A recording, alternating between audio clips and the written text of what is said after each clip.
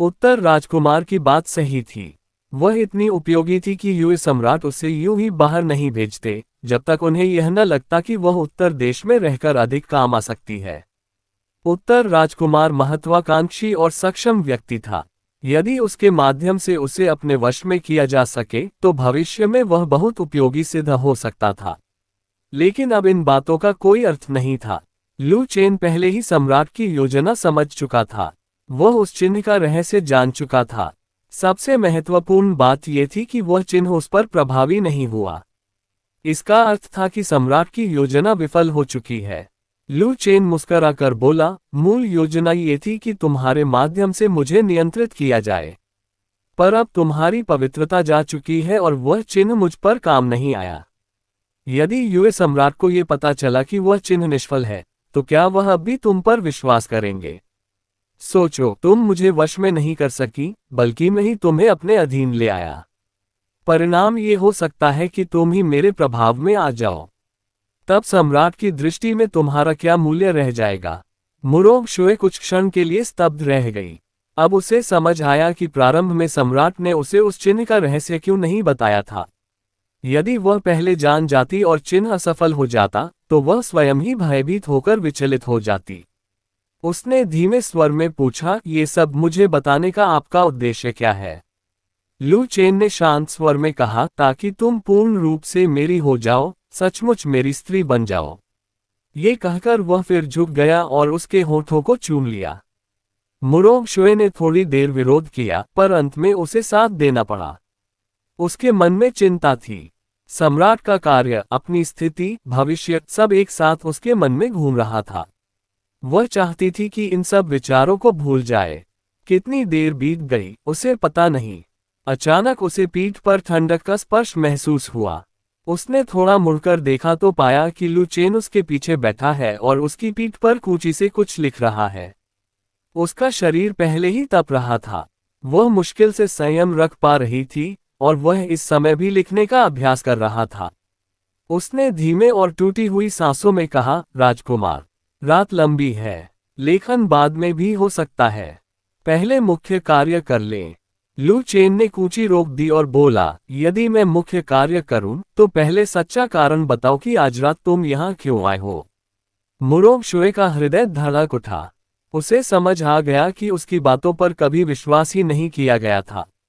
उसने असहजता सहते हुए कहा, मैंने तो बताया था। सम्राट के आदेश से। लू चेन ने उसे बीच में रोक दिया, यदि सत्य नहीं बताना चाहती, तो मत कहो। मैं अपना लेखन जारी रखता हूं। मुरोंग शुए ने होंठ काट लिए। वह उसे विवश कर रहा था। अंततः उसने धीमे स्वर में कहा, सम्राट ने मुझे उत्तर देश की सेना की तैनाती का नक्शा प्राप्त करने को कहा है। ये सुनते ही लू चेन ने कूंची फेंक दी और फिर उसे चूम लिया। भोर के समय लू चेन जागा तो स्वयं को अत्यंत प्रसन्न और हल्का महसूस कर रहा था। मुरोंग शुए पहले ही उठ चुकी थी। वह शैया के पास खड़ी वस्त्र पहन रही थी। उसके वस्त्र अभी आधे ही धारण हुए थे, जिससे उसकी आकृति और भी मोहक प्रतीत हो रही थी। लू चेन को जागते देख उसकी आंखों में जटिल भाव उभरे। बीती रात उसने अपना वास्तविक उद्देश्य प्रकट कर दिया था। अब वह सम्राट का कार्य पूरा नहीं कर सकती थी। लू चेन सब जान चुका था। वह वास्तविक तैनाती नहीं बताएगा। फिर भी उसने सोचा, ये कार्य तो केवल दावू की सहायता के लिए था। यदि वह पूर्ण जानकारी न भी ला सकी, तो शायद सम्राट उसे दोष नहीं देंगे। वह चुपचाप वस्त्र पहनती रही। लू चेन उसे देखता हुआ बोला, आज इतनी शांत क्यों हो? मुरोंग शुए ने बिना भाव के कहा, आपके सामने मेरे शब्द मेरे नहीं रहते, इसलिए बोलना नहीं चाहती। लू चेन हल्का हंसा। वह समझ गया कि उसका संकेत बीती रात की ओर है। फिर उसने कहा, मैं तुम्हें उत्तर देश की तैनाती का एक भाग दूंगा ताकि तुम सम्राट को दे सको। मुरोंग शुए ने शांत स्वर में कहा, आप झूठा नक्शा देकर दावू को भ्रमित करना चाहते हैं, है न? सेना की तैनाती का नक्शा अत्यंत गुप्त होता है। कोई उसे सहजता से नहीं देता जब तक वह जाल न बिछाना चाहता हो। लू चेन बोला, मैं तुम्हारे माध्यम से नक्शा भेजूंगा और उसका एक भाग वास्तविक होगा। ये कहते ही उसने हाथ हिलाया। अध्ययन कक्ष से एक नक्शा उड़ता हुआ भीतर आया और उसके सामने ठहर गया। मुरोंग शुए स्वयं को रोक न सकी।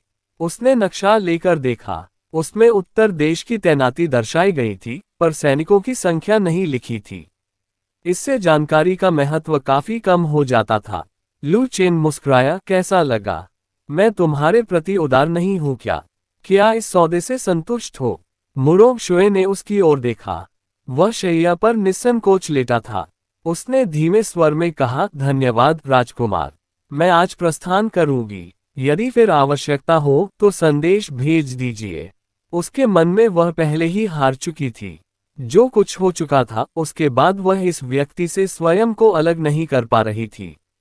मुरोंग श्वेय ने कपड़े पहने और राजकुमार के महल से बाहर निकल गई। वह उस जगह को पीछे छोड़ आई जहां से उसके पतन की शुरुआत हुई थी। अपने निवास पर लौटते ही उसने तुरंत महान जुए के लोगों को आदेश दिया कि सेना की तैनाती के नक्शे तुरंत महान जुए भेज दिए जाएं। चाहे वे नक्शे असली हो या नकली, उन्हें भेजना जरूरी था। अगर महान जुए की तरफ से कोई पहल न दिखती तो युए सम्राट को उस पर शक हो सकता था। सरकारी काम निपटाने के बाद मुरोंग श्वेय अपने कक्ष में लौटी। उसने दासियों को गर्म पानी लाने को कहा और गर्म पानी से भरे टब में स्नान करने लगी। अपने शरीर पर लिखे शब्दों को देखकर उसे पिछली रात की बातें याद आ गईं। उसे लू चेन के कहे हुए शब्द भी याद आए। उसके मन में भयानक उथल पुथल मच गई। अगर कुंवारी चिन्ह वाली बात सच निकली और युए सम्राट को पता चल गया कि उत्तरी राजकुमार ने उसे भोग लिया और उसे कोई दंड भी नहीं मिला, तो सम्राट शायद उस पर फिर कभी भरोसा नहीं करेगा।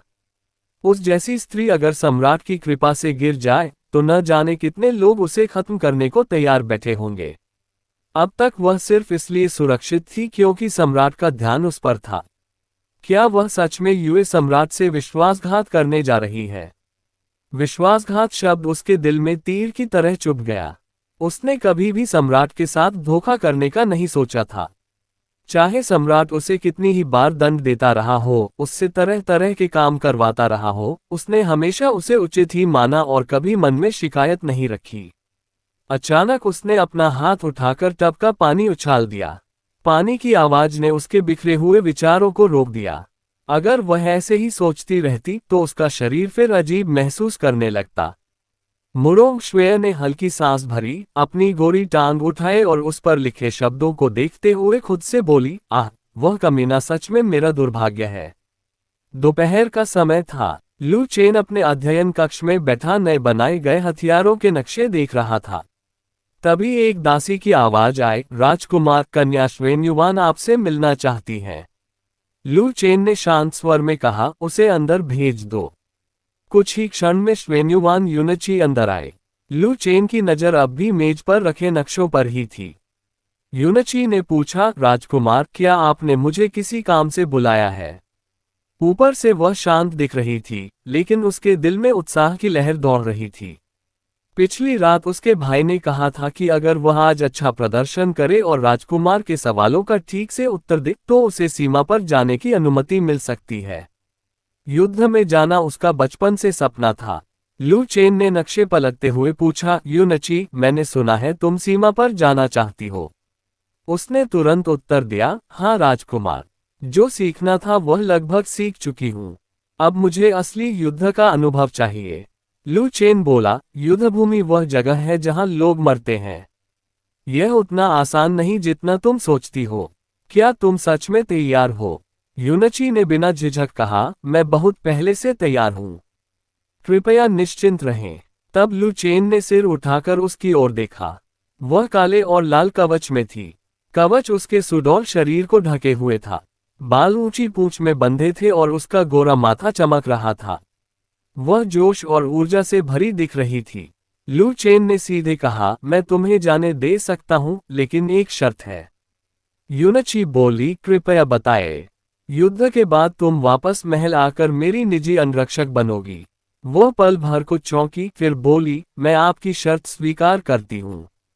उसके लिए यह कोई बड़ी बात नहीं थी। जब वह पहली बार महान यू नगर से यान काउंटी आई थी, तब भी उसने लू चेन के साथ रहकर सीखने की बात मानी थी, लेकिन बाद में उसे उसके भाई की सेना में भेज दिया गया था। वह मन ही मन सोच रही थी कि शायद इस बार भी ऐसा ही होगा। लू चेन बोला, कुछ दिनों में रसद योनगोन काउंटी भेजी जाएगी। तुम उस दल के साथ जाओगी। मैं जनरल मू को पत्र लिख दूंगा कि वह तुम्हारे लिए उचित पद देख ले। यूनची उत्साह में आधी घुटने टेक कर बोली, धन्यवाद राजकुमार। ठीक है, अब जाओ और तैयारी करो। हाँ राजकुमार, ये सेविका विदा लेती है। वह प्रसन्न मन से बाहर चली गई। उसे जाते देख लू चेन के मन में हल्की सी कसक उठी। लेकिन कवच में उसे देखकर उसे लगा कि युद्धभूमि ही उसकी सही जगह है। उसे महल में रोकना उसके स्वभाव को तोड़ देना होता। आधा महीना बाद वू जुनवान महान वू लौटी। लौटते ही दरबार के कई मंत्रियों ने उसकी निंदा की। ये देखकर वह चौंक गई।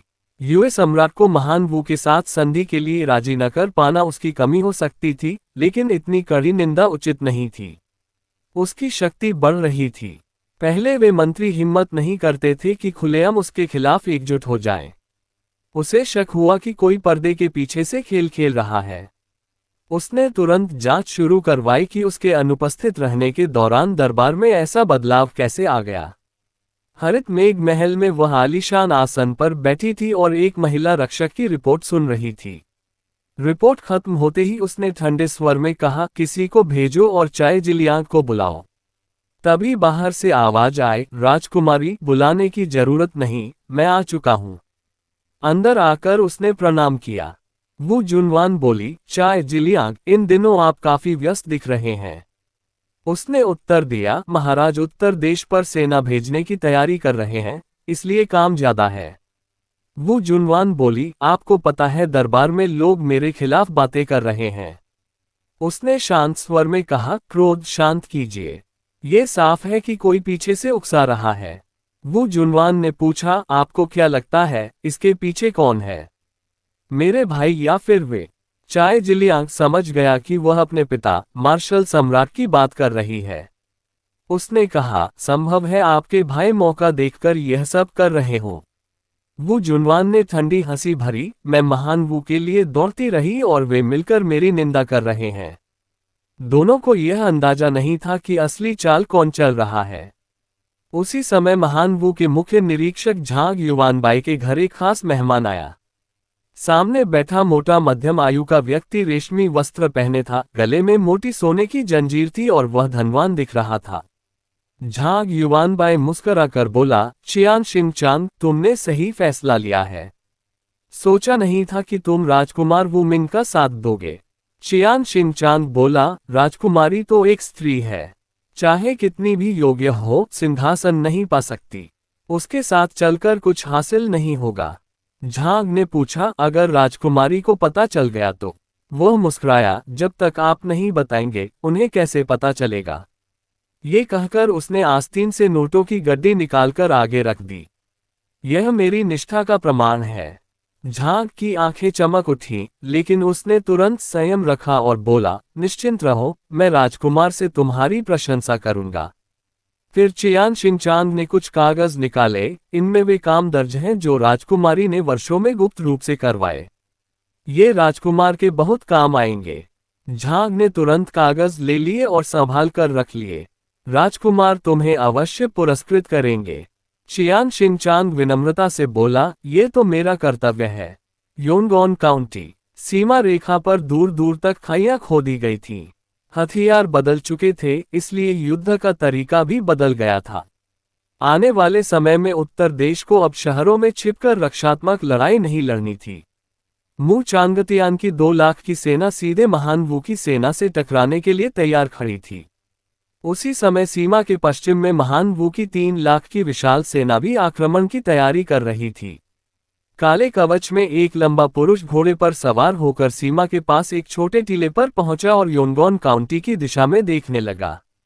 उसके पीछे कई सैनिक खड़े थे। तभी एक उप सेनापति बोला, पता नहीं उत्तर देश के सैनिक क्या चाल चल रहे हैं, इतनी सारी खाइयां खोद डाली। क्या सच में उन्हें लगता है कि इन गड्ढों से वे महान वू की घुड़सवार सेना को रोक लेंगे? दूसरे उपसेनापति ने कहा, उपसेनापति श्वे को उत्तर देश के सैनिकों को हल्के में नहीं लेना चाहिए। उन्होंने उत्तरी जंगली कबीलों को खत्म किया है और तियानशी राजा की सेना को भी हराया है। उनमें कुछ ताकत तो है। यह सुनकर उपसेनापति श्वे ने ठंडी हंसी भरी, उन बेवकूफ जंगली लोगों को हराने में क्या बड़ी बात है। हम उत्तर के जंगली नहीं हैं। उसकी बात पर कुछ सैनिक भी सहमत हो गए। उत्तर देश तो बस एक सामंती राज्य है, वह हमारे महान वू राजवंश की बराबरी कैसे कर सकता है। मेरे हिसाब से 3 महीने से कम समय में हम योनगॉन काउंटी की रक्षा तोड़कर उत्तर देश में घुस जाएंगे। 3 महीने क्यों? 3 महीने में तो हम पूरे उत्तर देश को मिटा सकते हैं। सैनिक ऐसे चर्चा कर रहे थे जैसे उत्तर देश का पतन तय हो चुका हो। तभी काले कवच वाला मुख्य सेनापति यंग फेयू बोला, ज्यादा जल्दी उत्साहित मत हो। इस बार उत्तर देश पर आक्रमण में संभव है कि हम मुख्य सेना न हो। उसकी बात सुनकर पीछे खड़े उपसेनापति चौंक गए। वे जानते थे कि उत्तर देश को मिटाने का श्रेय कितना बड़ा होगा। अगर वे मुख्य सेना होते तो भारी युद्ध सम्मान मिलता, लेकिन अब उनका सेनापति कह रहा था कि वे शायद मुख्य सेना नहीं है। एक उप सेनापति ने पूछा, सेनापति, हम तो सीमा की सबसे आगे की पंक्ति में हैं। फिर हम मुख्य सेना कैसे नहीं होंगे? क्या महाराज ने हमें पहले से योनगॉन काउंटी की रक्षा तोड़ने के लिए यहाँ नहीं भेजा? यंग फेयू ने शांत स्वर में कहा, उत्तर देश की ज्यादातर सेना योनगॉन काउंटी में है। क्या तुम्हें लगता है कि महाराज अपनी सारी शक्ति यहीं खर्च कर देंगे?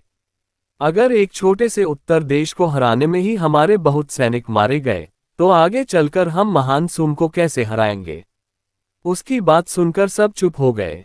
सच ये था कि चाहे वे शब्दों में उत्तर देश को कमजोर कहते हों, लेकिन वे जानते थे कि जिसने उत्तरी कबीलों और एक महान गुरु की सेना को हराया हो, वह बिल्कुल कमजोर नहीं हो सकता। अगर योनगॉन काउंटी में सीधी भिड़ंत हुई तो महान वू को भी भारी नुकसान उठाना पड़ेगा। महान वू का असली लक्ष्य तो आगे जाकर महान सुम को मिटाना था।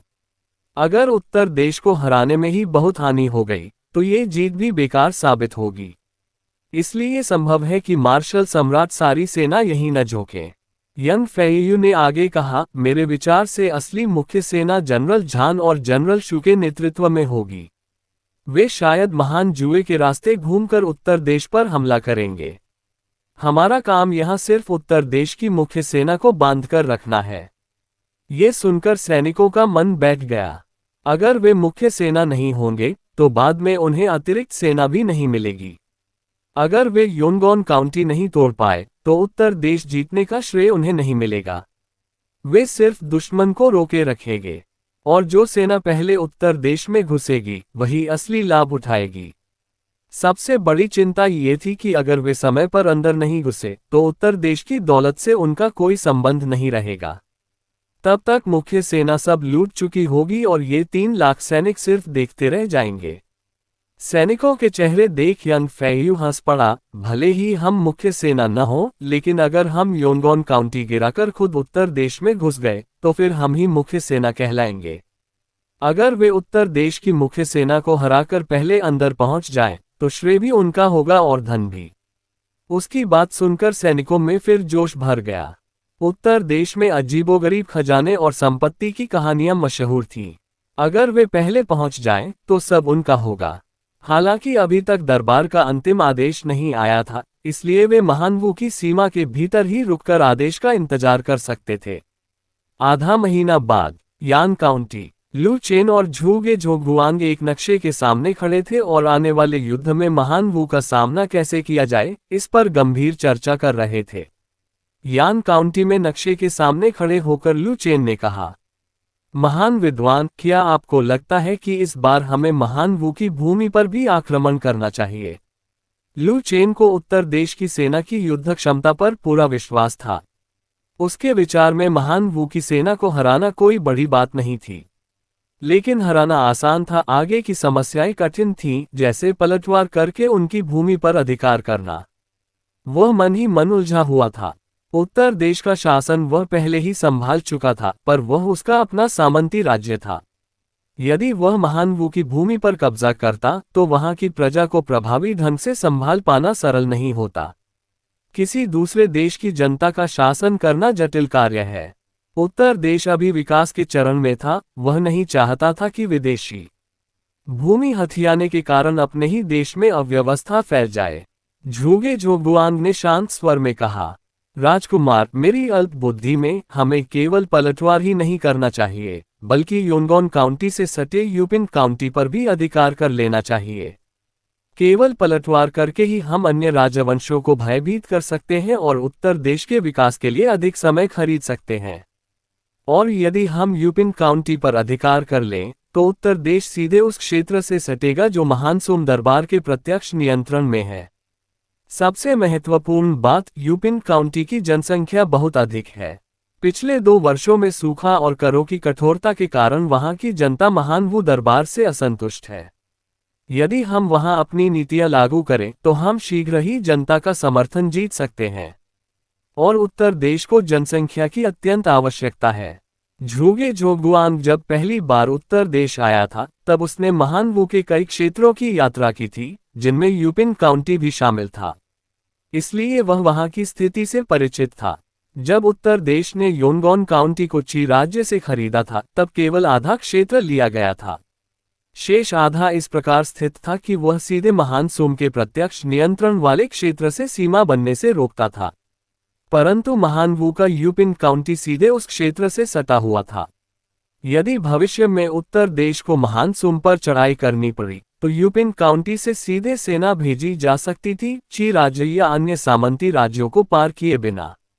निस्संदेह दक्षिण की ओर राजधानी पर सीधे भी बढ़ा जा सकता था, पर अतिरिक्त मार्ग होने का अर्थ था अधिक विकल्प। ठीक उसी प्रकार जैसे महान वू ने केवल योनगॉन काउंटी पर निर्भर न रहकर महान जुए के रास्ते से भी सेना भेजने की योजना बनाई थी। अन्य लाभ भी थे। व्यापारी कारवां ची राज्य से होकर जाने के बजाय सीधा मार्ग ले सकते थे और कुछ करों से बच सकते थे। पर ये सब छोटे लाभ थे। वास्तविक लाभ जनसंख्या थी। उत्तर देश का औद्योगिक विकास जनबल पर निर्भर था। लू चेन ने कुछ देर नक्शे को देखा, फिर बोला, ठीक है, जैसे ही जनरल मू यूपिन काउंटी में महान वू की 3 लाख सेना को कुचल देंगे, हम तुरंत पलटवार करेंगे। उसी समय बाहर से सैनिक की आवाज आए, राजकुमार, महान वू के एक जासूस से तात्कालिक सूचना। अंदर आओ, लू चेन ने कहा। जिनीवेई का एक सैनिक भीतर आया और रिपोर्ट सौंप दी। लू चेन ने ध्यान से पढ़ा और झुगे झोगुआन को दे दी। झुगे ने पढ़कर कहा, लगता है योनगॉन काउंटी में शीघ्र ही युद्ध होगा। लू चेन ने तुरंत कलम उठाए और आदेश लिखे, जैसे ही महान वू की सेना योनगॉन काउंटी पर हमला करे, मू चांगतियान पलटवार करें, यूपिन काउंटी को शीघ्रता से कब्जे में ले और महान वू की मुख्य सेना की रसद काट दे, ताकि महान जुए में घुसी सेना को आपूर्ति न मिल सके। आदेश एक लाल रिबन दूत को सौंपे गए, जिन्हें तुरंत योनगॉन भेजा गया। इसके बाद लू चेन ने दूसरा आदेश लिखा, यंगयान काउंटी के सोंग शुएलिन और डोंगमिन फेयुए को महान वू की मुख्य सेना का सीधे सामना करने की तैयारी करने का निर्देश। अभी प्राप्त सूचना के अनुसार महान वू ने 3 लाख सैनिक महान जुए के रास्ते भेज दिए थे। 2 महान आचार्य स्तर के सैन्य जनरल भी साथ थे, अर्थात कुल 6 लाख सैनिक उत्तर देश के विरुद्ध जुटाए गए थे।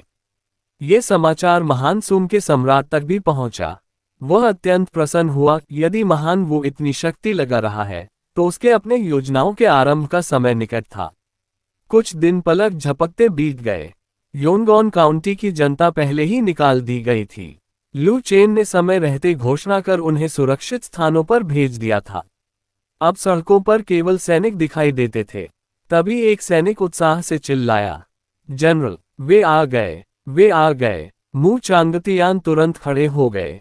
सैनिक भीतर आकर बोला, जनरल, शत्रु सेनापति यंग फेयू 3 लाख सैनिकों के साथ हमारी रक्षा पंक्ति की ओर बढ़ रहा है। उनका दावा है कि कल रात हमारे सैनिकों ने उनके क्षेत्र में घुसकर उनके लोगों को मार डाला और वे न्याय मांगने आए हैं। तंबू में बैठे सभी मुस्कराए। अंततः शत्रु ने सेना बढ़ा दी थी। मू चांगतियान ने आदेश दिया, घोड़े तैयार करो, शत्रु से भेंट करेंगे। कुछ ही देर में युद्ध नगाड़े गूंज उठे। दोनों सेनाएं आमने सामने पंक्तिबद्ध हुईं। पर महान वू के सैनिक उत्तर देश की सेना को देखकर चकित थे। वे इतने कम क्यों दिख रहे थे? वास्तव में अधिकांश सैनिक पहले से अपने स्थानों पर तैनात थे, तोपची अपनी स्थिति पर, बंदूकधारी खायों में। मू चांगतियान के पीछे जो सेना थी, वह केवल प्रारंभिक टकराव के बाद आगे बढ़ने वाली टुकड़ी थी। जब यंग फेयू ने लाल चोगा पहने एक विशालकाय पुरुष को सामने आते देखा, वह समझ गया, यह उत्तर देश का मुख्य सेनापति है। उसने ऊंचे स्वर में कहा, कल रात उत्तर देश के सैनिकों ने हमारे क्षेत्र में घुसकर हमारे लोगों की हत्या की। आज ये जनरल न्याय लेने आया है। मू चांगतियान हंस पड़े। यन फेयू, बकवास बंद करो। यदि दम है तो आक्रमण करो। आवाज सुनकर यन फेयू चौंका। उसने ध्यान से देखा। मू चांगतियान। पीछे से सैनिकों में हलचल हुई। मू चांगतियान तो वर्षों पहले महान सूम सम्राट द्वारा मारा गया था। वह यहाँ कैसे? पर यन फेयू ने हंसकर कहा, तो तुम जीवित हो। जब सुना था कि तुम मारे गए तो मुझे अफसोस हुआ था। अच्छा है, आज देखेंगे जनरल मू की क्षमता। दोनों पुराने परिचित थे, पर इससे युद्ध की दिशा नहीं बदलती। युद्ध निकट था। आक्रमण। यन फेयू गरजा। नगाड़े गूंजे। धनुर्धारी और भालेधारी आगे बढ़े। मू चांगतियान के होठों पर हल्की मुस्कान थी। पुराने समय में सेनाएं पंक्तिबद्ध होने में समय लेती थीं, पर अब युग बदल चुका था। चाहे कितनी भी उत्कृष्ट युद्ध रचना हो, तोपों की गर्जना के सामने टिक नहीं सकती। महान वू की सेना पंक्तियां सजा रही थी। उत्तर देश के सैनिक घोड़ों पर स्थिर खड़े थे। वे हिले भी नहीं। उत्तर देश के सैनिक अब भी अपनी जगह स्थिर खड़े थे। ये देखकर यन फेयू के मन में शंका उत्पन्न हुई। दो सेनाओं के आमने सामने होने पर शत्रु ने अभी तक युद्ध विन्यास क्यों नहीं बनाया? मू चांगतियान कोई अनुभवहीन व्यक्ति नहीं था। वह युद्ध कला का पुराना खिलाड़ी था। क्या उसे युद्ध गठन का महत्व नहीं पता? बिना गठन की सेना तो बिखरी रेत समान होती है। क्या सचमुच वह इस ढीली भीड़ को लेकर महान वू की 3 लाख सेना से टकराना चाहता था? दृश्य स्पष्ट था। उत्तर देश के सैनिक संख्या में कम थे, अनुमानतः केवल कुछ 10,000। 10,000 बनाम 3 लाख, जीत की संभावना ही नहीं। ऊपर से वे नगर की रक्षा नहीं कर रहे थे, बल्कि खुले मैदान में सीधी भिड़ंत के लिए आए थे। खुले मैदान में युद्ध का सबसे महत्वपूर्ण तत्व होता है गठन परिवर्तन। जिसके पास गठन न हो, वह शीघ्र ही टूट जाता है। यन फेयू को कुछ गड़बड़ लगा। मू चांगतियान मूर्ख नहीं हो सकता।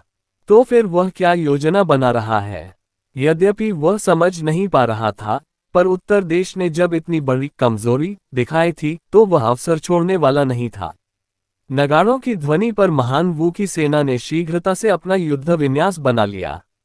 उसी समय उत्तर देश की ओर से भी नगाड़े गूंज उठे। यन फेयू ने सोचा, अब गठन बना रहे हो। बहुत देर कर दी। वह आक्रमण का आदेश देने ही वाला था कि अचानक दूर से एक भयावह गर्जना सुनाई दी, इतनी प्रचंड कि दोनों पक्षों के नगाड़े डूब गए। अगले ही क्षण एक विशाल लोहे का गोला महान वू की सेना के बीच आ गिरा। सघन गठन में खड़े सैनिकों के बीच उस गोले के गिरने का परिणाम स्पष्ट था। कुछ लोग अभी सोच ही रहे थे कि यह उत्तर देश के गुलेल से फेंका गया पत्थर होगा कि तभी वह गोला अचानक विस्फोटित हो गया। क्षण भर में आसपास के सैनिक धराशायी हो गए। भीषण विस्फोट ने महान वू की सेना को झकझोर दिया। यन फेयू भी स्तब्ध रह गया। पर 3 लाख अनुभवी सैनिक तुरंत अव्यवस्थित नहीं हुए।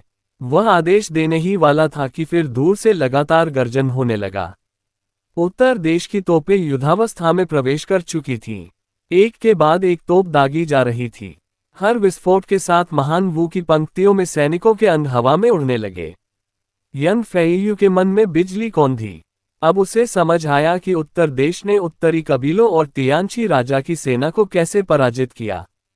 वह गर्जा, बिखर जाओ, गठन तोड़ दो। उसे पता नहीं था ये विस्फोटक लोहे के गोले क्या है, पर वह जानता था यदि सेना सघन रही तो 3 लाख सैनिक यही समाप्त हो जाएंगे। दूत सैनिक झंडे लहराने लगे।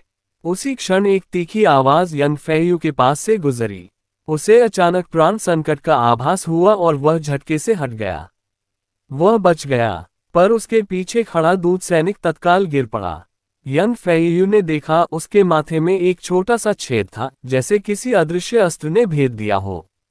तभी उत्तर देश द्वारा खोदी गई खाई से अनेक सिर उभरे और अगले ही पल गोलियों की वर्षा होने लगी।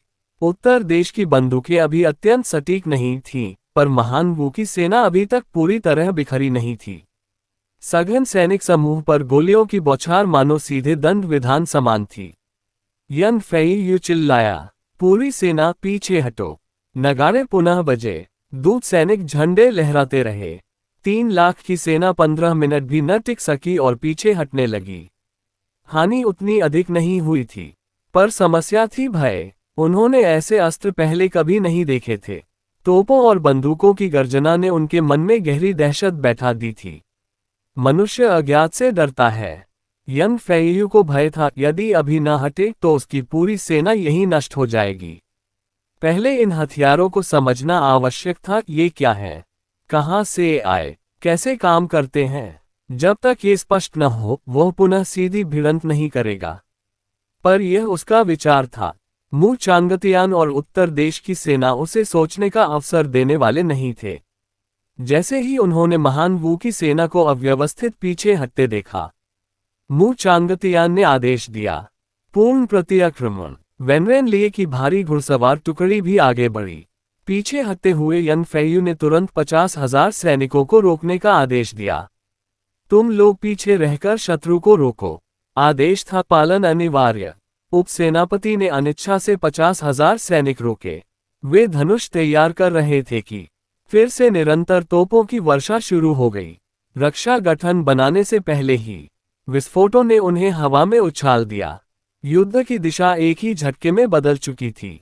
महान वू के वे सैनिक भी, जो अनगिनत युद्धों से तपकर कठोर बन चुके थे, उन भयानक तोपों को देखकर भीतर तक कांप उठे। इस समय चाहे नगाड़े कितनी ही जोर से बज रहे हों और संदेशवाहक सैनिक कितनी ही विनती कर रहे हों, कोई भी वापस मुड़ने को तैयार नहीं था। सैनिकों का भय अब अपनी चरम सीमा पर पहुंच चुका था। अब न सेना का नियम उन्हें रोक पा रहा था, न दंड का डर। 50,000 सैनिकों को इतनी जल्दी बिखरते देख यंग फेयू के भीतर क्रोध की ज्वाला भड़क उठी, पर वह कुछ कर नहीं पा रहा था। उत्तर देश के हथियार सच में डरावने थे। एक तोप का गोला ऐसा विस्फोट करता था मानो किसी महान योद्धा ने पूरी शक्ति से प्रहार कर दिया हो। एक गोला मतलब एक भयंकर वार, 10 गोले मतलब 10 वार, और 100 गोले तो जैसे 100 बार एक महान योद्धा ने हमला कर दिया हो। 100 महान योद्धाओं के एक साथ हमले को कौन सह सकता है। अगर महान वू की मुख्य सेना भी यहाँ होती, तब भी शायद वह उत्तर देश की इस भयंकर बौछार को नहीं झेल पाती। यंग फेयू के मन में अब केवल एक ही विचार था, किसी तरह लिंगियुन नगर पहुंच जाया जाए और फिर नगर की दीवारों के सहारे उत्तर देश की विशाल सेना को रोका जाए। उसी समय उसके एक उपसेनापति ने भयभीत होकर चिल्लाया, भारी घुड़सवार सेना आ गई है। उत्तर देश की भारी घुड़सवार सेना ने कूच कर दिया है। ये सुनते ही यंग फेयू ने तुरंत पीछे मुड़कर देखा। उसकी नज़र सीधे उत्तर देश की भारी घुड़सवार टुकड़ी पर जा टिकी। काले कवच पहने वे सवार और उनके शरीर से उठती भयानक हत्या की भावना महान वू के अनुभवी महान सेनापति वेनरेन लिए तक को सिहरा गई। अगर सेना ठीक ढंग से पंक्तिबद्ध होती, तो यंग फेयू पूरी तरह निडर नहीं तो कम से कम सामना करने की हिम्मत रखता। सामान्य पंक्तियां भारी घुड़सवारों का प्रहार नहीं सह पाती, लेकिन महान वू की युद्ध पंक्तियां असली युद्धों में तपकर मजबूत बनी थीं और वे इस आक्रमण का कुछ हद तक सामना कर सकती थीं। पर अब उत्तर देश के तोप के गोलों ने उनकी सारी पंक्तियां तोड़ दी थीं। इस बिखरी हुई अवस्था में वे भारी घुड़सवारों के संहार से खुद को बचा ही नहीं सकते थे। सबसे बड़ी समस्या ये थी कि महान वू की सेना का अधिकतर हिस्सा पैदल सैनिकों का था। चाहे वे जितनी तेजी से भागें, वे घोड़ों पर सवार काली घुड़सवार सेना से आगे नहीं निकल सकते थे। उत्तर देश की काली घुड़सवार सेना को निर्दयता से महान वू के सैनिकों की जान लेते देख यंग फेयू का चेहरा और कठोर हो गया, लेकिन उसके पास कोई उपाय नहीं था। सैनिक भय से जड़ हो चुके थे। अब उन्हें दोबारा पंक्तिबद्ध कर प्रतिरोध करना असंभव था। ऊपर से उत्तर देश की भयानक तोपें भी थीं। अगर किसी तरह पंक्ति बना भी लेते तो अगले ही पल विस्फोट उसे चकनाचूर कर देता। तभी यंग फेयू ने ठंडी आवाज में आदेश दिया, कदम तेज करो। जो सैनिक पीछे छूट रहे थे, उन्हें उसने मन ही मन बलि का पात्र मान लिया। वह चाहता था कि उत्तर देश की भारी घुड़सवार सेना उन्हीं में उलझी रहे, ताकि बाकी सैनिकों को भागने का समय मिल सके। करीब 2 घंटे बाद योनगोन क्षेत्र के बाहर लाशें बिखरी पड़ी थीं। चारों ओर महान वू के सैनिकों के शव दिखाई दे रहे थे। उधर यंग फेयू किसी तरह बचे हुए सैनिकों को लेकर लिंगियुन नगर पहुंच गया। नगर का द्वार खुला था। आम लोग अपने काम में लगे थे, उन्हें अभी तक कुछ पता नहीं था। दूर से अचानक सैनिकों का एक दल आता देख नगरवासी हैरान रह गए। कुछ लोग आपस में शिकायत करने लगे, फिर से युद्ध आने वाला है और दुख तो हमेशा हमें ही झेलना पड़ता है। उच्च कुलों ने कभी एक दाना अन्न नहीं दिया, हमेशा हम गरीबों को ही सेना में पकड़कर भेज देते हैं। अब तो जीना मुश्किल हो गया है। मैं कहता हूँ, क्यों न उत्तर देश ही चले जाएं। सुना है वहां का नागरिक बनते ही जमीन का बड़ा टुकड़ा मिलता है और खेती पर कभी कर नहीं देना पड़ता। क्या तुम सब पागल हो गए हो, ऐसी बातें कर रहे हो? अगर किसी सैनिक अधिकारी ने सुन लिया तो क्या होगा? लोग अभी आपस में बात ही कर रहे थे कि यनफेयू के भागते सैनिक सीधे नगर द्वार की ओर दौड़ पड़े। आम लोगों को हटने का मौका तक नहीं मिला। घोड़ों ने कई लोगों को गिरा दिया और पीछे आने वाले घोड़े उनके ऊपर से गुजर गए। देखते ही देखते नगर का प्रवेश द्वार अफरा तफरी से भर गया और कई निर्दोष लोग कुचलकर मर गए। जो लोग किसी तरह बच गए थे, वे अभी संभल भी नहीं पाए थे कि यनफेयू की आवाज गूंज उठी, द्वार बंद करो। नगर द्वार पर खड़े महान वू के लोग यह आदेश सुनकर स्तब्ध रह गए। तभी दूर क्षितिज पर फिर से धूल का गुबार उठता दिखाई दिया। एक ऐसा व्यक्ति, जो पहले उत्तर देश जा चुका था, घबराकर चिल्लाया, यह उत्तर देश की भारी घुड़सवार सेना है। जैसे एक पत्थर पानी में गिरते ही लहरें फैल जाती हैं, वैसे ही यह बात फैलते ही लोग घबरा उठे। उनके लिए हर देश का सैनिक एक जैसा था, जो मार भी सकता है और लूट भी सकता है। उत्तर देश की सेना आ गई। भागो, मुझे मत मारो। नगर द्वार पर मची इस अफरा तफरी को देखकर वेनरेन लिए ने हाथ उठाया। उसके पीछे की काली घुड़सवार सेना तुरंत रुक गई। अब जब काली घुड़सवार सेना थम गई, तो नगर द्वार पर खड़े लोग भी भागना बंद कर दिए। वे एक ओर काली घुड़सवार सेना और दूसरी ओर नगर की दीवारों के बीच फंसे थे। भागने का कोई रास्ता नहीं था। वे बस डर और बेचैनी में अगला कदम देखने लगे। तभी वेनरेन लिए ने लिंग्यून नगर की ओर नजर दौड़ाए और अपनी शक्ति का प्रयोग करते हुए ऊंची आवाज में कहा, महान वू का सम्राट अपने लोगों के जीवन की परवाह नहीं करता।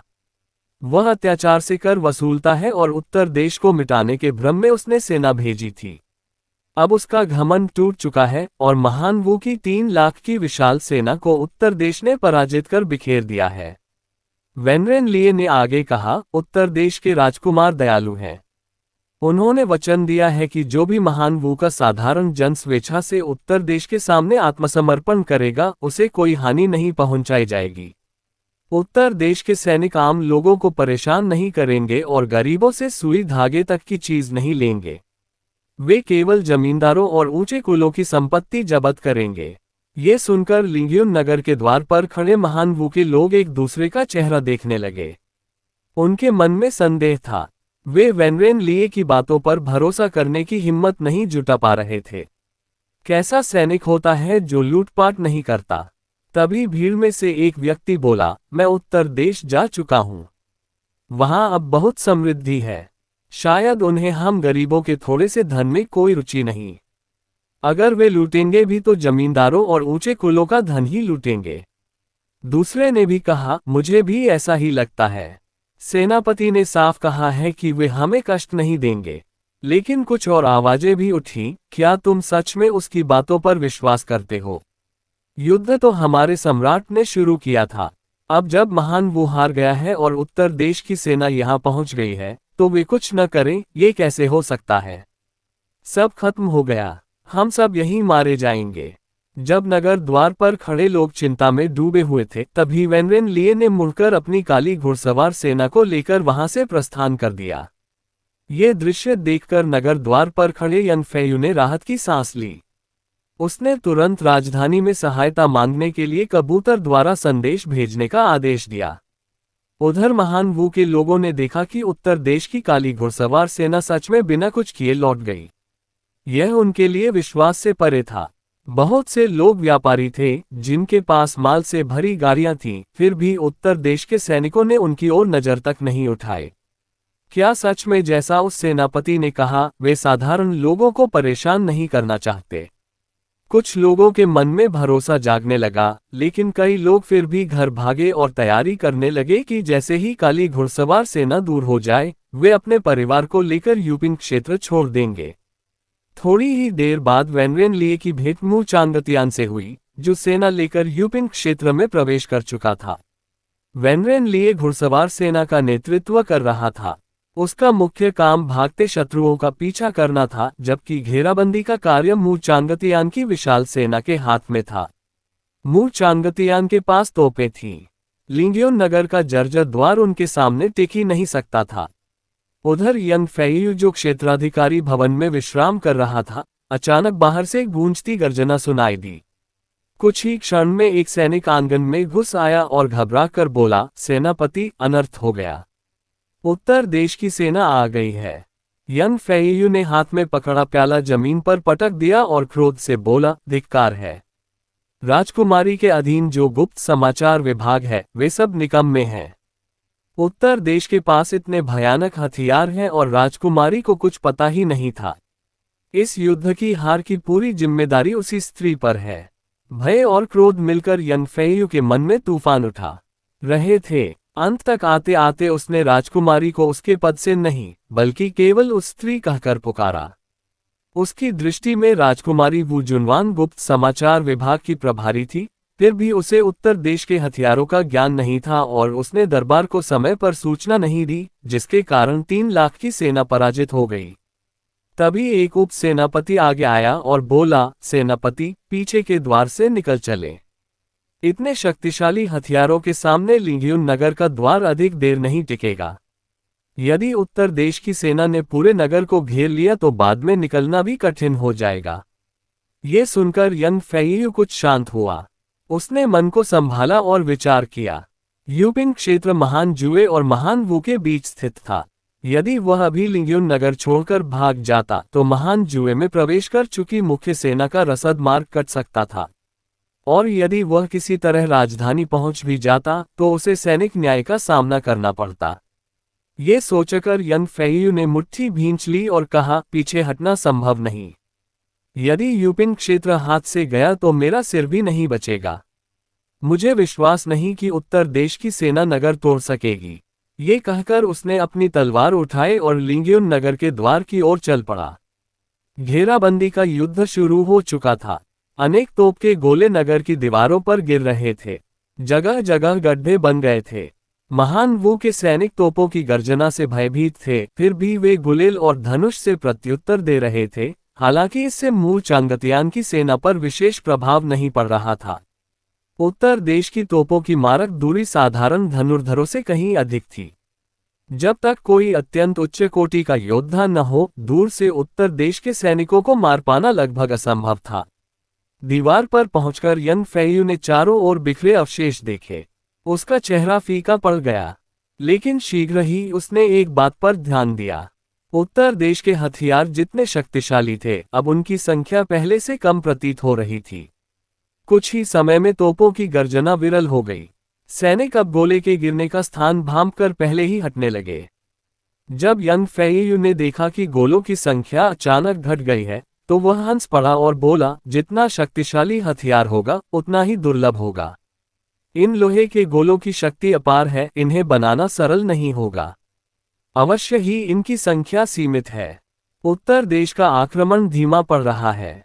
इसका अर्थ है कि उनके पास गोले कम बच गए हैं। हमें केवल तब तक डटे रहना है जब तक दरबार से सहायता न पहुंच जाए। तब पलटवार का अवसर अवश्य मिलेगा। यंग फेयू की बातों से उसके सेनानायक और सैनिकों में उत्साह भर गया। सच ही तो है, इतना भयानक हथियार बड़ी संख्या में कैसे हो सकता है। उत्तर देश पहले ही बहुत से गोले चला चुका है। अब वे समाप्ति के निकट होंगे। भले ही वे लोहे के गोलों से नगर का द्वार तोड़ दें, यदि महान वू के सैनिक उस टूटे स्थान की रक्षा कर लें, तो उत्तर देश के सैनिक भीतर प्रवेश नहीं कर पाएंगे। यंग फेयू की कल्पना सुनने में जितनी सुंदर थी, हकीकत उतनी ही कठोर थी। उत्तर देश का आक्रमण कमजोर पड़ता हुआ इसलिए नहीं था कि उनके पास हथियार समाप्त हो रहे थे, बल्कि इसलिए कि मू चांगतियान के नेतृत्व में आगे बढ़ी अग्रिम टुकड़ी बहुत तेज गति से बढ़ गई थी और तोप दल पीछे रह गया था। तोपें भारी थीं, उन्हें ढोना आसान नहीं था। साधारण सैनिक उन्हें खींचते हुए धीरे आगे बढ़ रहे थे। मू चांगतियान के पास उस समय केवल कुछ भारी तोपें थीं और उनके पास गोले भी सीमित थे। बाकी छोटे गोले फेंकने वाले यंत्र थे जिनका नगर पर आक्रमण में विशेष लाभ नहीं था। इसलिए मू चांगतियान प्रतीक्षा कर रहा था। उसने तय किया था कि रात होते ही जब पूरा तोप दल पहुंच जाएगा तब अंतिम आक्रमण किया जाएगा। वैसे भी एक दिन के भीतर लिंगियुन नगर को लेना निश्चित था। उसके बाद वे शीघ्र ही महान वू की मुख्य सेना की रसद काट देंगे जो महान जुए में प्रवेश कर चुकी थी, और उन्हें बिना सहारे छोड़ देंगे। दोपहर तक उत्तर देश का आक्रमण थम गया। उनकी विशाल सेना लिंगियुन नगर से कुछ दूरी पर डेरा डालकर बैठ गई, मानो लंबी घेराबंदी की तैयारी कर रही हो। नगर की दीवार पर खड़े यनफेयू ने दूर फैले उनके शिविर को देखा और अपने अनुमान पर और दृढ़ हो गया कि वे हथियारों की कमी के कारण रुके हैं। उसने सोचा, जब तक दरबार से सहायता नहीं आ जाती तब तक डटे रहना कठिन नहीं होगा। नगर में अन्न भी पर्याप्त था जो कई महीनों तक चल सकता था। संध्या होने लगी। पश्चिम में लाल सूर्य लटका हुआ था और उसकी आभा लोगों की त्वचा को तांबे जैसा रंग दे रही थी। उधर उत्तर देश का तोप दल लगभग अपनी जगह पहुंच चुका था। वे केवल मू चांगतियान के आदेश की प्रतीक्षा कर रहे थे। मू चांगतियान ने समय नष्ट करना उचित नहीं समझा और तुरंत आक्रमण का संकेत दे दिया। इधर यनफेयू अभी भी परिस्थिति की गंभीरता से अनजान था। वह विश्राम के लिए क्षेत्राधिकारी भवन में लौट गया था। अचानक भयंकर गर्जना ने उसकी कल्पनाओं को चूर कर दिया। एक सैनिक भागता हुआ भीतर आया और चिल्लाया, सेनापति, अनर्थ हो गया। उत्तर देश ने फिर से आक्रमण शुरू कर दिया है। यनफेयू की भौहें सिकुड़ गईं। क्या उनके पास अभी भी वह भयानक हथियार है? क्या इतना चलाने के बाद भी वह समाप्त नहीं हुआ? वह तुरंत तलवार उठाकर घोड़े पर सवार हुआ और नगर की दीवार की ओर दौड़ पड़ा। दीवार पर पहुंचते ही उसने देखा कि दीवार जगह जगह गड्ढों से भर गई है। कुछ स्थान तो काफी टूट चुके थे। यदि यह वर्षा ऐसे ही चलती रही तो द्वार टूटने से पहले ही दीवार में बड़ा छेद हो जाएगा। यनफेयू का चेहरा कठोर हो गया। लगातार उड़ते लोहे के गोलों को देखकर उसे समझ आ गया कि उत्तर देश के पास इस रहस्यमय हथियार की कोई कमी नहीं। पहले का विराम किसी योजना का हिस्सा रहा होगा। ये स्थिति ऐसे नहीं चल सकती। तभी एक उप सेनापति बोला, सेनापति, देखिए, ये लोहे के गोले उन नलों से निकल रहे हैं। यनफेयू ने ध्यान से देखा। सचमुच एक लोहे का गोला एक लंबे नल से निकलकर उड़ रहा था। उसने सोचा, यदि इन नलों को नष्ट कर दिया जाए तो क्या गोले चलना बंद हो जाएंगे? उसने तुरंत आदेश दिया, उप सेनापति श्वे, तुम यहाँ सैनिकों के साथ डटे रहो। मैं घुड़सवार लेकर उन अंडे फेंकने वाले रथों को नष्ट करने जा रहा हूँ। यह उसका अंतिम प्रयास था। लिंगियुन नगर किसी भी हालत में नहीं गिरना चाहिए था। यदि यह गिर गया तो उसका अंत निश्चित था। वह 5000 घुड़सवार लेकर बगल से घूमकर तेजी से उत्तर देश के तोप शिविर की ओर बढ़ा। उधर मू चांगतियान घेराबंदी का संचालन कर रहा था। उसने दूर से हल्की घुड़सवार टुकड़ी को अपनी ओर आते देखा और उसके होठों पर हल्की मुस्कान उभरी। वह इसी की प्रतीक्षा कर रहा था। उसने तुरंत आदेश दिया, दूसरा तोप दल, उन घुड़सवारों पर निशाना साधो और दया मत करना। नगाड़े गूंज उठे। तोपों के मुंह घूमे और अगले ही क्षण अनगिनत गोले घुड़सवारों के बीच फट पड़े। घोड़े और सवार एक साथ चिथड़े हो गए। मिट्टी हवा में लहरों की तरह उछलने लगी। फिर भी यनफेयू पीछे नहीं हटा। वह जानता था, यह अंतिम अवसर है। गोले बरसते रहे पर वह और उसके सैनिक बचते बचाते आगे बढ़ते रहे। वे तोपों के स्थान के पास पहुंच ही गए थे कि अचानक कुछ पैदल सैनिकों ने दूर से अपने डंडे जैसे हथियार उनकी ओर तान दिए।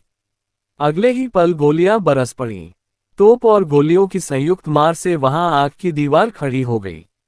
चाहे जितना भी प्रयास करते, घुड़सवार उस पार नहीं जा सकते थे। अपने आसपास सैनिकों को गिरते देख यनफेयू समझ गया कि भाग्य साथ नहीं है। उसने घोड़ा मोड़ा और चिल्लाया, पीछे हटो। वह बची हुई कुछ 100 घुड़सवारों के साथ वहां से भाग निकला। उसने नगर लौटकर रक्षा का संचालन नहीं किया, बल्कि सीधे यूपिन क्षेत्र के अगले नगर की ओर निकल गया। अब वह उत्तर देश की शक्ति को पहचान चुका था। उनके हथियार इतने उन्नत थे कि उच्च कोटि के योद्धा भी साधारण मनुष्य जैसे लग रहे थे। ये युद्ध जीतना संभव नहीं था। उसके मन में अब विचार चल रहा था कि दोष किस पर डाला जाए। उसने निश्चय किया कि दरबार में उत्तर देश के हथियारों की भयानकता का वर्णन करेगा और बताएगा कि हार उसकी नहीं, बल्कि राजकुमारी जुनवान की है, जिसने समय पर सूचना नहीं दी। उधर लिंगयुन नगर का उपसेनापति उसकी प्रतीक्षा करता रहा, पर वह लौटा ही नहीं। अंततः नगर का द्वार तोपों से उड़ा दिया गया। रक्षक सैनिक द्वार पर डट गए, पर उत्तर देश के सैनिक पास तक नहीं आए। उन्होंने कई तोपें आगे बढ़ाईं और द्वार पर ताबड़तोड़ प्रहार किया। रक्षक सैनिक क्षण भर में चूर हो गए। द्वार साफ होते ही बंदूकधारी और काली घुड़सवार सेना नगर में घुस गई और शीघ्र ही महान वू के सैनिकों का सफाया कर दिया। स्थिति निराशाजनक देखकर उपसेनापति ने आत्मसमर्पण कर दिया। योनगॉन क्षेत्र का लिंगयुन नगर युद्ध समाप्त हुआ। उत्तर देश ने महान वू की 3 लाख की सेना को चकनाचूर कर दिया। लगभग 2 लाख सैनिक मारे गए और 1 लाख के करीब बंदी बना लिए गए। यूपिंग क्षेत्र का एक महत्वपूर्ण नगर उनके हाथ में आ गया। अब लिंगयुन नगर को आधार बनाकर वे शेष नगरों पर अधिकार कर सकते थे और महान जुए में गई महान वू की मुख्य सेना की रसद काट सकते थे। इस युद्ध का समाचार शीघ्र ही महान वू के दरबार और अन्य राज्यों में फैल गया। उत्तर देश की युद्ध क्षमता से लगभग सभी शक्तियां भयभीत हो उठी। महान वू राजवंश के लिए झेंग महल में उस समय मंत्री अभी भी अनजान थे। वे हंसी ठिठोली में लगे थे। सिंहासन पर बैठे सम्राट ने पूछा, उत्तर देश पर विजय के बाद वहां का शासन किसे सौंपा जाए? एक मंत्री बोला, महाराज, मेरा मत है कि ये दायित्व राजकुमार वूमिंग को दिया जाए। वे परिश्रमी और योग्य हैं। ये सुनते ही कई मंत्री सहमति में बोल उठे। सभी जानते थे कि उत्तर देश की समृद्ध वस्तुओं पर अधिकार पाना अत्यंत लाभदायक होगा। हर राजकुमार उस अवसर को चाहता था। तभी सम्राट ने चाय जिलियांग की ओर मुस्कुराकर पूछा, तुम्हारा क्या मत है? चाय जिलियांग ने शांत स्वर में कहा, महाराज, युद्ध अभी समाप्त नहीं हुआ है। इस विषय पर चर्चा करना अभी उचित नहीं। ये सुनते ही सम्राट का चेहरा उतर गया। उसने पूछा, क्या तुम्हें संदेह है कि मेरी 6 लाख की सेना एक छोटे राज्य को नहीं मिटा सकती? चाय जिलियांग उत्तर देने ही वाला था कि बाहर से एक तेज आवाज गूंजी। यूपिंग क्षेत्र से अत्यावश्यक समाचार।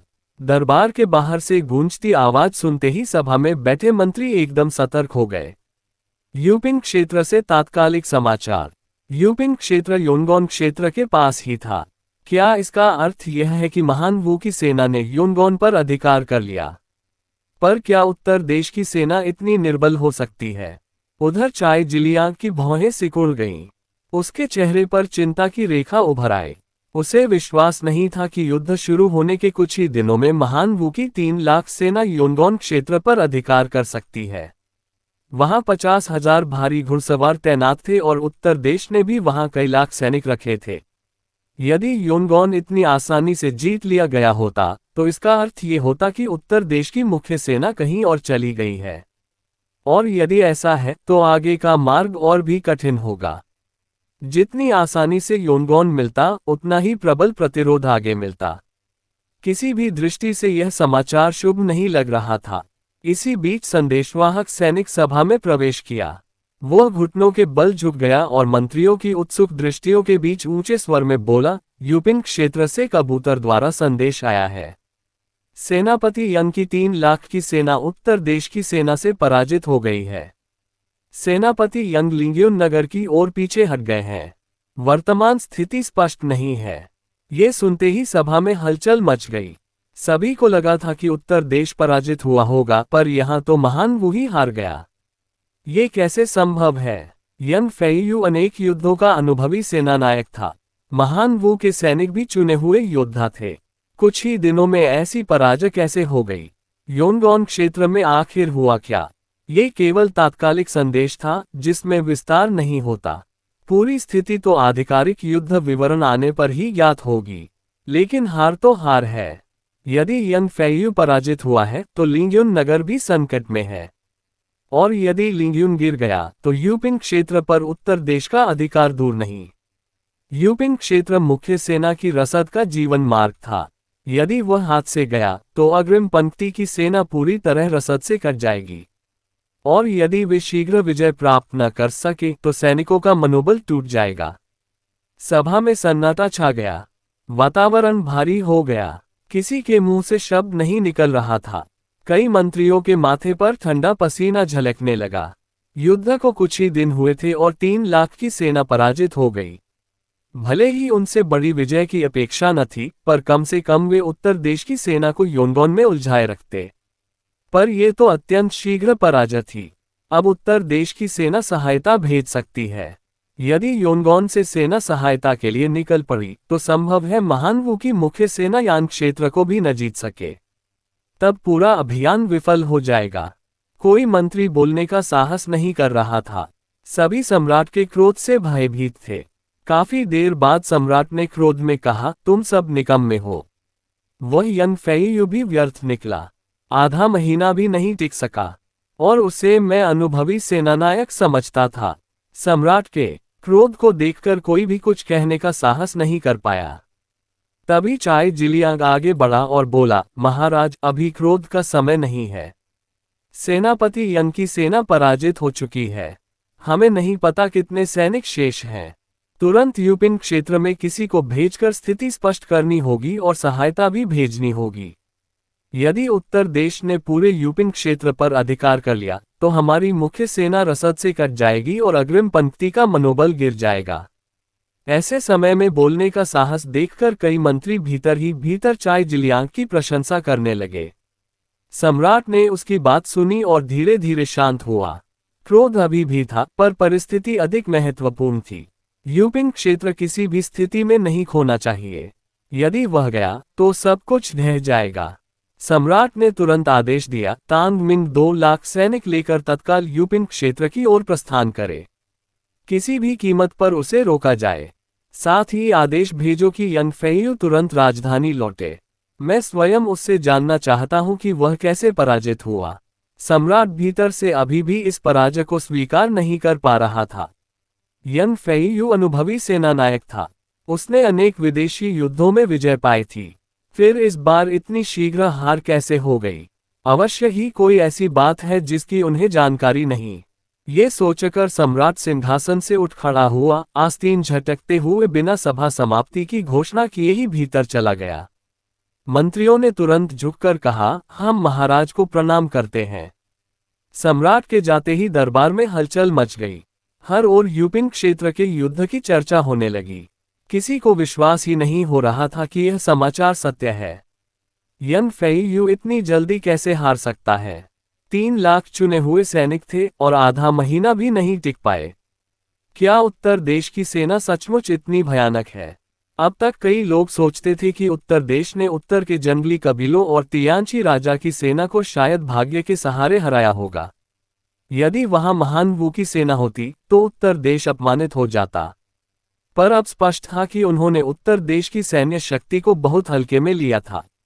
इधर हरित मेघ महल के भीतर धूप की हल्की सुगंध के बीच लाल पर्दों वाले कक्ष में वू जुनवान का चेहरा कठोर और चिंतित था। उसे भी अग्रिम पंक्ति से समाचार मिल चुका था। उसे पहले से आभास था कि उत्तर देश को हराना सरल नहीं होगा, पर उसने यह नहीं सोचा था कि महान वू की सेना इतनी शीघ्र बिखर जाएगी। उसी समय चाय जिलियांग महल में प्रवेश किया और प्रणाम कर बोला, राजकुमारी को मेरा प्रणाम। वू जुनवान ने निर्विकार स्वर में पूछा, यूपिन क्षेत्र की घटना के बारे में तुम्हें ज्ञात है? चाय जिलियांग ने उत्तर दिया, दरबार में ही समाचार मिला। वू जुनवान ने पूछा, तुम्हारा क्या मत है? चाय जिलियांग बोला, यदि हमारी सेना यूपिन क्षेत्र को संभाल लेती और योनगॉन में उत्तर देश की कई लाख सेना को रोके रखती तो अभी भी आशा थी कि सेनापति झान और अन्य लोग उत्तर देश के भीतर प्रवेश कर सफलता पा सकते। वह क्षण भर रुका। वू जुनवान ने पूछा, आगे क्यों नहीं कह रहे? चाय जिलियांग ने गंभीर स्वर में कहा, पर जिस तेजी से 3 लाख की सेना पराजित हुई है उससे स्पष्ट है कि उत्तर देश की शक्ति हमारी अपेक्षा से कहीं अधिक है। उनके पास और कौन से गुप्त उपाय हैं, यह कोई नहीं जानता। यदि हमारी मुख्य सेना उनके राज्य में भी पहुंच जाए तो भी यह निश्चित नहीं कि वे सहजता से यान क्षेत्र तक पहुंच पाएंगे। योनगॉन और लिंगयुन के युद्ध ने चाय जिलियांग का आत्मविश्वास तोड़ दिया था। इतने बलशाली सैनिक कुछ ही दिनों में हार गए तो दरबार में आशा रखने वाले लोग बहुत कम रह गए थे। वू जुनवान कुछ देर मौन रही, फिर धीरे से बोली, लगता है आगे मेरे लिए कठिन समय आने वाला है। उसे भलीभांति समझ आ गया था कि उत्तर देश के रहस्यमय हथियारों ने ही ये पराजय दी है, और इन हथियारों की जानकारी पहले से न जुटा पाने की जिम्मेदारी उसी पर आएगी। उसके मन में बेचैनी उठी। यदि मंत्री उस पर आरोप लगाए तो वह क्या उत्तर देगी? गुप्त समाचार विभाग उसके अधीन था और उसने उन भयानक हथियारों की कोई सूचना नहीं दी थी। ये दोष टाला नहीं जा सकता था। कुछ देर विचार करने के बाद उसने निश्चय किया कि दोष किसी और पर डालना ही होगा। उसने मन ही मन तय किया कि सारा आरोप चियान परिवार पर डाल दिया जाए। वह कह सकती है कि उसे उन्हीं ने भ्रमित किया था, इसलिए सही सूचना नहीं मिल सकी। इस प्रकार वह पूरी जिम्मेदारी से बच तो नहीं पाएगी, पर अधिकांश दोष उनसे हट जाएगा। ये सोचकर उसने पास खड़ी एक स्त्री प्रेरी से कहा, शाओयू, तुरंत लोगों को भेजकर चियान शिनचांग के पूरे परिवार को पकड़ लाओ। कोई भी बचकर न जाए। प्रेरी ने झुककर आज्ञा मानी और चली गई। चाय जिलियांग सब समझ गया। राजकुमारी दोष स्थानांतरित करने की तैयारी कर रही थी। वू जुनवान ने उसकी ओर देखकर कहा, आने वाले दिनों में संभव है कई मंत्री मेरे विरुद्ध आरोप लगाएं। उस समय तुम्हें मेरी सहायता करनी होगी। चाय जिलियांग ने तुरंत कहा, राजकुमारी निश्चिंत रहें। कोई भी आपके मान को ठेस नहीं पहुंचा पाएगा। वह मन ही मन निश्चय कर चुका था कि चाहे जो हो, वह वू जुनवान का साथ नहीं छोड़ेगा। वह केवल उसकी राजनीतिक शक्ति ही नहीं, बल्कि उसके हृदय का भी केंद्र थी। कुछ दिनों बाद विस्तृत युद्ध विवरण राजधानी पहुंचा। तब तक 2 लाख की सहायता सेना यूपिंग क्षेत्र की ओर प्रस्थान कर चुकी थी। दरबार में गहरा सन्नाटा था। कोई मंत्री बोल नहीं रहा था। चाय जिलियांग भी मौन था। सभी जानते थे कि नवीन युद्ध विवरण सम्राट के हाथ में पहुंच चुका है। आज की सभा उसी पर चर्चा के लिए बुलाई गई है। सम्राट ने एक पत्र उठाया और कहा, ये सेनापति यंग द्वारा स्वयं लिखा गया युद्ध विवरण है। उसने आगे पढ़ा, उत्तर देश ने एक रहस्यमय हथियार प्रकट किया है। लोहे के गोलों जैसे ये अस्त्र यंत्रों से फेंके जाते हैं। जैसे ही यह गोला सैनिकों के बीच गिरता है, तुरंत विस्फोट करता है, और उसका प्रभाव ऐसा होता है मानो कोई महान योद्धा प्रहार कर रहा हो। उत्तर देश के पास इन हथियारों की संख्या अत्यधिक है। इन लोहे के गोलों के सामने हमारी युद्ध पंक्तियां 1/4 घड़ी भी टिक नहीं सकी।